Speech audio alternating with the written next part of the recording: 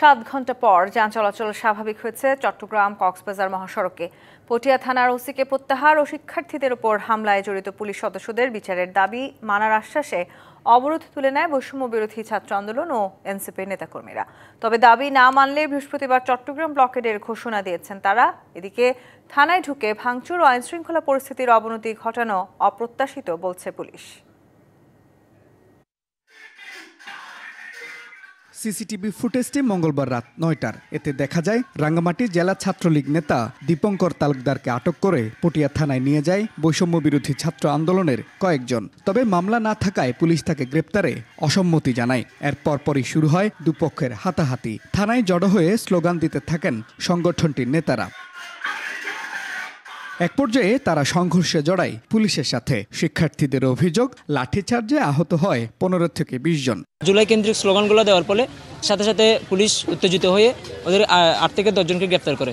রাতের ঘটনার পর বুধবার সকাল 10টা থেকে পটিয়া থানার ওসিকে প্রত্যাহার ও শিক্ষার্থীদের উপর হামলার ঘটনায় জড়িত পুলিশ সদস্যদের বিচার সহ 3 দফা দাবিতে চট্টগ্রাম কক্সবাজার সড়ক অবরোধ করে পটিয়া ব্লকের কর্মসূচি দেয় এনসিপি ও বৈষম্য বিরোধী ছাত্র আন্দোলনের নেতারা।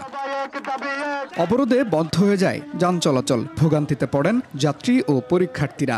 1টা থেকে আমাদের পরীক্ষা, এখন 12:30 বাজে গেছে। এখানে পরীক্ষা চলতেছে, 1 ডিগ্রিতে ফাইনাল পরীক্ষা চলতেছে। প্রশাসনের এখন কি এখানে থাকা উচিত না? এখনো প্রশাসন আসে নাই, তাহলে 2 টাকা দেয় প্রশাসনেরই।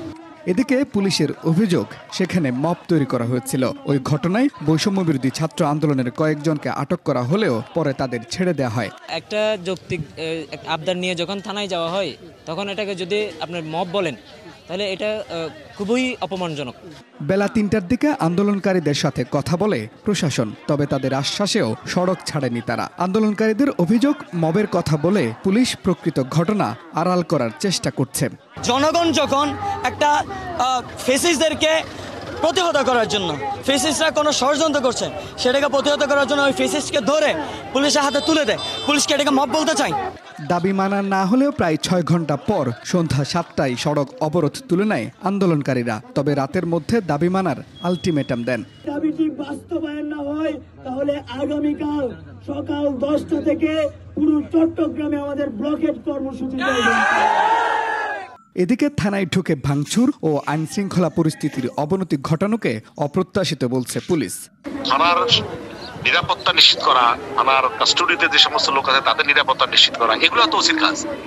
এখন সব যদি এসে কেউ ভাঙচুর শুরু করে দেয়, সেটা তো ওসি বসে বসে দেখতে পারে না। Mujibul Haque, TVC news, Chittagong.